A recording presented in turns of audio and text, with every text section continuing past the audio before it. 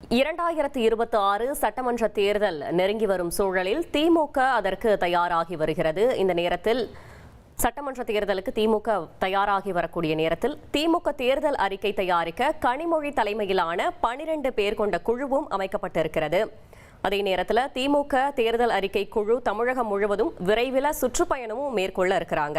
பிப்ரவரி முதல் வாரத்தில் திமுக விருப்ப மனு விநியோகமும் தொடங்கப்பட இருக்கதாக தகவல் தெரிவிக்கப்பட்டிருக்கிறது. சட்டமன்ற தேர்தல் நெருங்கி வரும் நிலையில தேர்தல் அறிக்கை தயாரிப்பு, கூட்டணி பேச்சுவார்த்தை உள்ளிட்ட பணிகளை ஆளும் கட்சியான திமுக விரைவில் தொடங்க இருக்கிறது.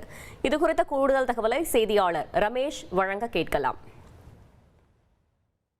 சட்டமன்ற தேர்தல் நெருங்கிவிட்ட நிலையில் ஆளும் கட்சியான திமுக தேர்தல் பணிகளில் தீவிரம் காட்டிட்டு இருக்காங்க. திமுகவின் தேர்தல் அறிக்கையை தயாரிப்பதற்காக கனிமொழி எம்பி தலைமையில் மொத்தம் 12 பேர் அடங்கிய குழுவை திமுக அறிவிச்சிருக்காங்க. இந்த தேர்தல் அறிக்கை தயாரிப்பு குழு விரைவில் தமிழ்நாடு முழுவதும் சுற்றுப்பயணம் மேற்கொண்டு பொதுமக்களிடம் கருத்துக்களை கேட்டு அதற்கேற்ப திமுகவின் தேர்தல் அறிக்கையை தயாரிக்க போகிறாங்க. மற்றொரு பக்கம் கூட்டணி கட்சிகளோடு தொகுதி பங்கீடு தொடர்பாக பேச்சுவார்த்தை நடத்துவதற்காக திமுக தரப்பில் ஒரு பேச்சுவார்த்தை குழு அமைக்கப்படும். திமுகவின் மூத்த தலைவர்கள் TR பாலு, KN நேரு உள்ளிட்ட மூத்த தலைவர்கள் அடங்கிய பேச்சுவார்த்தை குழுவை பொங்கல் பண்டிகைக்கு அப்புறம் திமுக அறிவிப்பாங்க அப்படின்னு திமுக தரப்பில் தகவல் தெரிவிக்கப்பட்டிருக்கு. மற்றொரு பக்கம் தேர்தலுடைய இலக்கு ஒவ்வொரு வாக்குச்சாவடியிலையுமே குறைந்தபட்சம் 50% வாக்குகள் திமுகவுக்கு வர வேண்டும் அப்படின்னு திமுக நிர்வாகிகளுக்கு ஒரு இலக்கு நிர்ணயிக்கப்பட்டிருக்கு.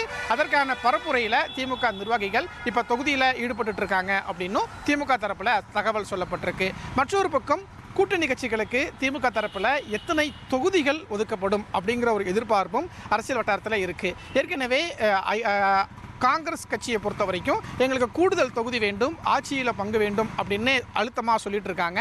திமுக தரப்பில் எந்த மாதிரியான தொகுதிகளை ஒதுக்க போடாங்க, எத்தனை இடங்கள் காங்கிரஸுக்கு அப்படிங்கிற ஒரு எதிர்பார்ப்பு இருக்குது. மற்றொரு பக்கம் விடுதலை சிறுத்தைகள் கட்சியும் கம்யூனிஸ்ட் கட்சியும் எங்களுக்கு கூடுதல் தொகுதி வேணும் அப்படின்னு சொல்கிறாங்க.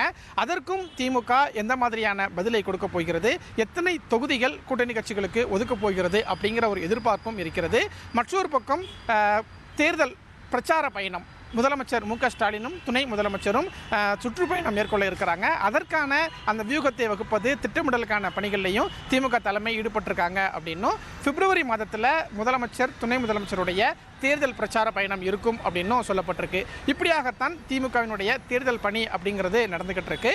பொங்கல் பண்டிகைக்கு பிறகு தேர்தல் பணிகளில் இன்னும் கூடுதலாக திமுக தரப்பில் தீவிரம் காட்டுவோம் அப்படின்னும் திமுக தலைமை வட்டாரத்தில் தகவல் சொல்லப்பட்டிருக்கு.